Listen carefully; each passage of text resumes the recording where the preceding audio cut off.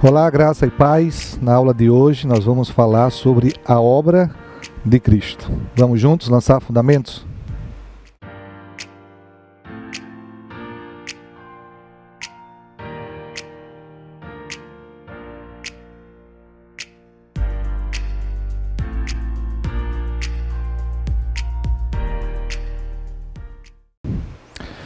Então vamos lá falar então sobre a obra de Cristo. No último vídeo nós falamos sobre Jesus Cristo, a pessoa de Jesus, Jesus homem e Jesus Deus. Importante de estudar a obra de Cristo agora é para que isso nos dê fundamento para um melhor entendimento da doutrina de salvação. A doutrina da salvação ela é fundamental à fé cristã e a gente vai chegar nela. Mas antes que a gente chegue na doutrina da salvação, vamos falar um pouquinho sobre então aquilo que se chama de a obra de Cristo, né? Aquilo que ele veio para fazer e como esta coisa então se evidenciou. Então vamos dividir isso em algumas partes, tá certo? A primeira parte falando sobre os estágios desta obra de Cristo. Foram dois os estágios da obra de Cristo. Um deles a gente chama de humilhação e o outro nós chamamos de exaltação. Então neste estágio, neste primeiro estágio da humilhação, nós teremos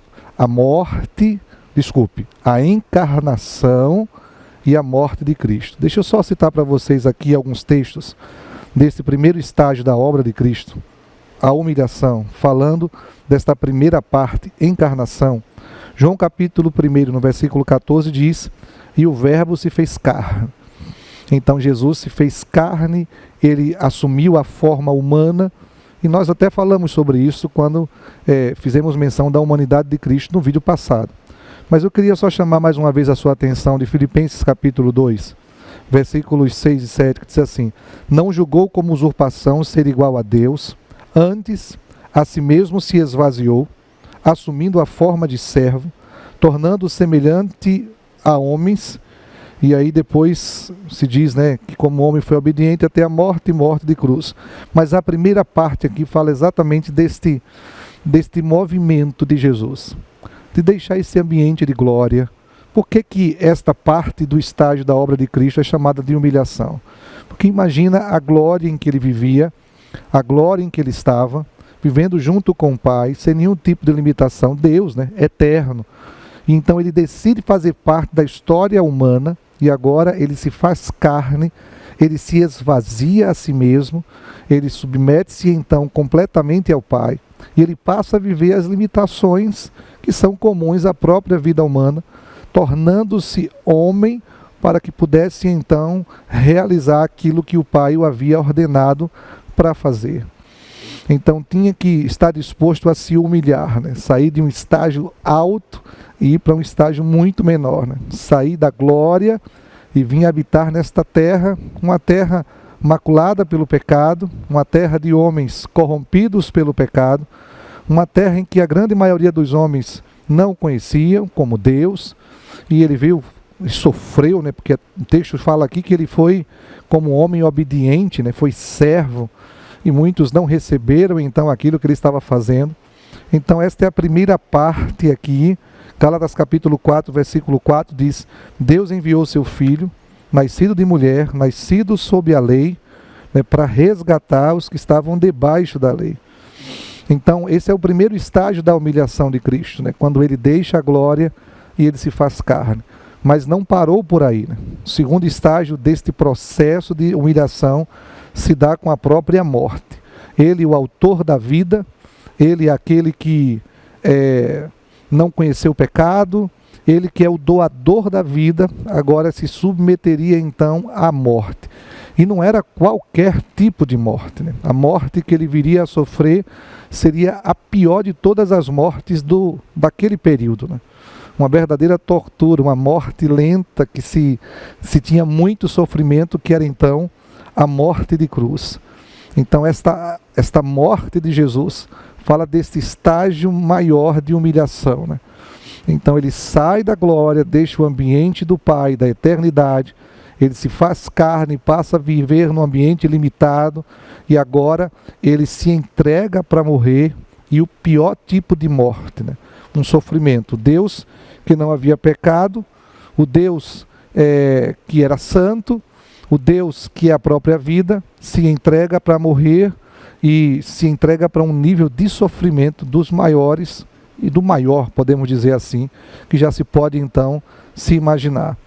A obra então começa com um processo de humilhação, mas depois da morte inicia-se aquilo que a gente chama então de exaltação. Então a exaltação começa com a própria vitória sobre a morte, né? Que é a ressurreição. A ressurreição é uma realidade testificada por muitos daquele período. A ressurreição que era necessária que acontecesse para que a sua morte tivesse sentido, tivesse um propósito, alcançasse. Então o seu objetivo era necessário que a ressurreição pudesse vir então a acontecer. João capítulo 20, nos versículos 25 e 27, fala exatamente desse Jesus ressurreto, né? Que ressurge em um corpo diferente, na verdade um corpo glorificado depois que ele sobe aos céus, mas depois da ressurreição, logo em seguida da ressurreição, as pessoas já contemplavam Jesus, já viam Jesus, muitos também tocaram nele, né? Na própria reunião que ele teve com os discípulos, ele pediu para que fosse tocado, para que as pessoas enxergassem que era ele mesmo, que era o homem Jesus que havia ressuscitado, que não era outra coisa, não era uma outra substância. Claro que é um corpo diferente, né? Um corpo glorificado, que é um corpo da ressurreição, mas era o Jesus homem que havia então ressuscitado. Começa então o processo de exaltação. Ele sai da glória, ele se faz carne, ele vai e morre a morte de cruz. Agora ele vence então a morte e ele vai ser assunto então aos pais, né? A ascensão de Jesus é o estágio seguinte agora do processo de exaltação. Lucas no capítulo 24, no versículo 50, diz assim: então os levou para Betânia e erguendo as mãos os abençoou. Isso é Jesus ressurreto, né? Aconteceu que enquanto os abençoava, ia se retirando deles, sendo elevado para o céu. Então eles, adorando, voltaram para Jerusalém, tomados de grande júbilo, e estavam sempre no templo louvando a Deus. Então agora é Jesus assumindo a posição de outrora, né? Na verdade, ele veio do Pai, como ele mesmo disse, entrou no mundo, agora ele saía do mundo e ele estava retornando para o Pai. Veio do céu, entrou na terra, sai da terra, volta para o céu. Em João capítulo 17, quando ele ora, ele pede ao Pai que o glorificasse com a glória que tinha com o Pai antes, né, que tudo fosse criado. Então a exaltação é Jesus posto mais uma vez nesta posição de glória. Agora ele com o nome que está acima de todo nome, aquele que tem autoridade nos céus, na terra e debaixo da terra. Agora é o Jesus que tem o domínio, o controle, o governo de todo o universo, aquele que pela ressurreição, pela vitória, então sobre a morte, tem nas mãos as chaves da morte e do inferno, e agora pode conceder a salvação a todos aqueles que viessem a crer no seu nome. Então, falando da obra de Cristo, ela passa por esses dois estágios. O primeiro estágio, então, é o estágio da humilhação, quando ele se faz carne, e aí, vamos dizer assim, o máximo da humilhação, quando ele morre, a morte de cruz. Começa então o processo de exaltação, o segundo estágio da obra de Cristo, que aí então é a ressurreição, a vitória sobre a morte, a ascensão que o leva a sentar-se à direita do Pai, nesse lugar de honra, nessa posição de glória, e ainda vai voltar, né? Vamos pensar assim que esse processo de exaltação, ele vai ter o seu ápice com o próprio retorno de Jesus em glória, para governar então e estabelecer o seu reino aqui na terra. Também há outra coisa que nos ajuda a entender mais da obra de Cristo, que são as funções que ele então exerceu enquanto estava aqui na terra. Mas sobre estas funções a gente vai falar logo em seguida. As funções exercidas então por Jesus na terra, os ofícios assumidos por ele, também apontam para a obra que ele realizou. Então nós podemos classificar a obra de Cristo em 3 ofícios: profeta, sacerdote e rei.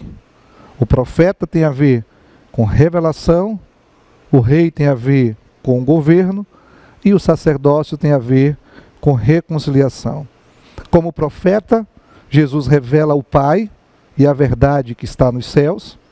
Como rei, Jesus governa sobre todo o universo. E como sacerdote, ele torna possível a nossa salvação. Então, ele acumula estes 3 ofícios na obra que realiza enquanto está aqui na terra. Ele é profeta, ele é rei e ele é sacerdote. Falando em relação à sua função profética, o seu ofício profético, Mateus capítulo 13, no versículo 57, o próprio Jesus declara assim: não há profeta sem honra, senão na sua terra e na sua casa. Isso é quando ele chega lá na região em que ele morava. Ele não consegue fazer muitos milagres porque as pessoas não acreditavam que de fato ele era um profeta. E ele diz aqui que não há profeta sem honra senão na sua própria casa. Mateus capítulo 21, no versículo 11 diz: este é o profeta Jesus de Nazaré da Galileia. Então havia um reconhecimento, e o próprio Jesus declara, como a gente leu anteriormente, sobre este ofício profético, um reconhecimento do ofício profético na vida de Jesus. Deuteronômio capítulo 18, verso 15, diz assim: o Senhor teu Deus vos suscitará dentre vossos irmãos um profeta semelhante a mim. Isso era uma palavra de Moisés para o povo, proclamando que viria um profeta semelhante a esse. Essa é uma profecia messiânica que já apontava para Jesus, então, no seu ofício profético. João 1, versículo 18 diz: ninguém jamais viu a Deus, o Deus unigênito que está no seio do Pai, é quem então o revelou. Então, no seu ofício profético, o Filho revela o Pai, o Filho proclama a vontade do Pai, o Filho profetiza as coisas que iriam acontecer. Então esse ofício estava muito latente, muito presente na obra que Jesus ia então desenvolvendo. Uma outra coisa que Jesus ele assumiu como ofício em relação à sua obra aqui na terra era o governo, né? Jesus, rei. Isaías capítulo 9, no versículo 7 diz que o governo está sobre os seus ombros, né? Profecia que falava sobre o rei que viria da descendência de Davi, o Messias, e esse Messias, ele tem governo, ele tem autoridade, ele tem domínio. O autor aos Hebreus, ele faz uma menção do Salmo 45, no versículos 6 e 7, falando do Filho, Jesus, diz: o teu trono, ó Deus, é para todo sempre, e o cetro de equidade é o cetro do seu reino. Isso já é Hebreus capítulo 1, no versículo 8. Em Mateus capítulo 13, no versículo 41, o próprio Jesus diz que o seu reino não era daqui da terra, né? E que o reino dos céus era dele. Ele, então, em João capítulo 1, no versículo 3, diz que todas as coisas foram feitas por meio dele, sem ele nada do que foi feito se fez. Colossenses 1,17 diz que é por meio dele de quem todas as coisas subsistem. Então ele tem controle, ele tem domínio. E tantos outros textos nós poderíamos falar sobre essa questão do governo, né?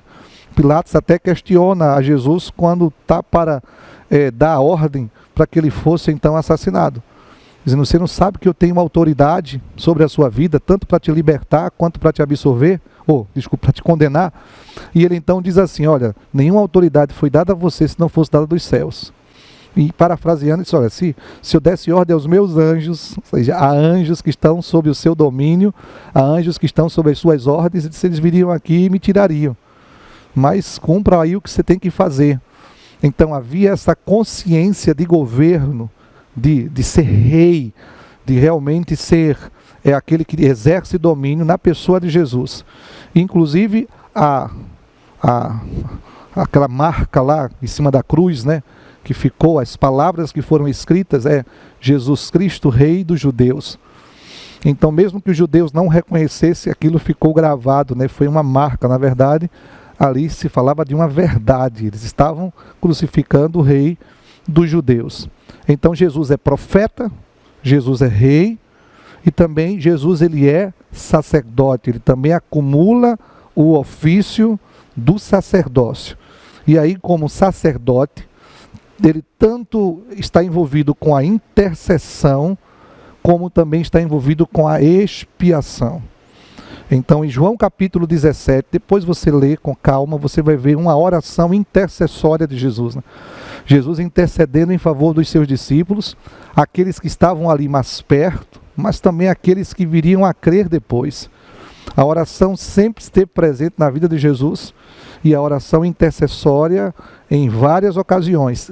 Ele disse, por exemplo, a Pedro: Pedro, eu pedi, Satanás pediu para peneirar a vossa alma, mas eu intercedi ao Pai para que depois que você se convertesse, você fosse então e viesse a consolar, cuidar, consolidar os seus irmãos. Então Jesus, ele abarcava essa função do sacerdócio, e envolvido nesta área então da intercessão. Hebreus capítulo 7, no versículo 25, diz assim, que ele vive para interceder por aqueles que se chegam a Deus por meio dele. Em Hebreus capítulo 9, no versículo 24, diz que ele comparece na presença de Deus por nós. Então são textos que deixam muito claro essa função do sacerdócio de Jesus, então, sobre a nossa vida, o ofício sacerdócio, que diz respeito então à obra que ele fazia. Há vários textos que a gente poderia citar em relação a esta questão da intercessão, que ele está presente, inclusive falando de intercessão, da forma como ele orou pelos discípulos, certamente que ele continua orando, continua orando pela nossa proteção, continua orando pela nossa santificação, continua orando pela nossa unidade, intercede para que a sua justiça, aquela que ele conquistou por meio da sua morte e ressurreição, seja aplicada então sobre a nossa vida. Então há um ministério intercessório que diz respeito ao ofício sacerdotal de Jesus. Então esses três ofícios, eles encontram a sua plenitude na pessoa de Jesus. O ofício de profeta, ele é um profeta, ele proclama. O ofício de rei, ele exerce governo, ele tem domínio. E quando caminhou aqui na terra, os demônios se submetiam a ele, tinham que se ajoelhar diante dele. Ele tinha autoridade sobre o mar, ele tinha autoridade sobre os céus, ele tinha autoridade porque ele é rei. E ele também então é sacerdote. E aí no seu sacerdócio a gente tem essa parte da intercessão, daquele que intercede, daquele que ora. E em Hebreus também diz que ele se fez pecado por nós. Na verdade, ele em todas as coisas foi tentado, mas ele não pecou, Ele assumiu o pecado em nosso lugar, mas ele não pecou. Mas ele passou pelas experiências que nós passamos e por isso mesmo ele sabe as coisas que nós vivemos, e aí ele se qualificou como um intercessor que pode se compadecer das nossas fraquezas, que tem empatia com as coisas que nós vivemos, que sabe exatamente os sentimentos que se passam no nosso coração, porque como homem ele viveu cada um deles nas experiências a que foi submetido aqui na terra. Passou por várias experiências difíceis, experiências de traição, de abandono e tantas coisas que às vezes a gente vive no dia a dia e a gente não imagina que Jesus ele tenha noção do que a gente está sentindo, mas o fato é que ele sabe exatamente as coisas que nós estamos sentindo, porque afinal de contas ele é um intercessor que se compadece das nossas fraquezas, porque enquanto homem ele passou exatamente pelas experiências semelhantes que as nossas, sem pecado, O fato é que ele não pecou, mas sofreu e padeceu coisas semelhantes às nossas, para que agora pudesse então interceder.